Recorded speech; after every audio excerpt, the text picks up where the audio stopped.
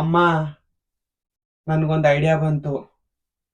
ಇನ್ಮೇಲೆ ನೀನು ಅಪ್ಪ ಒಟ್ಟಿಗೆ ಸ್ನಾನ ಮಾಡ್ಬಿಡಿ.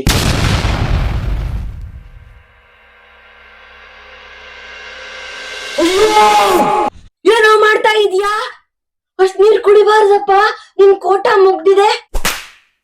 ನೋಡು, ಇವತ್ತು ಇದನ್ ಹಾಕೋ, ಓಕೆನಾ?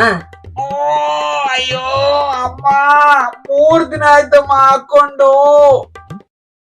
ಏನಾಗಲ್ವೋ, ಸೆಂಟ್ ಹಾಕೊಂಡ್ಬಿಡೋ.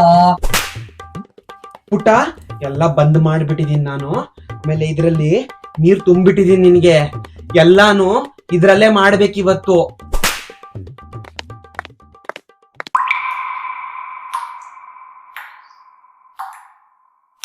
ಇನ್ಮೇಲೆ ನೀನು ಅಪ್ಪ ಒಟ್ಟಿಗೆ ಸ್ನಾನ ಮಾಡ್ಬಿಡಿ.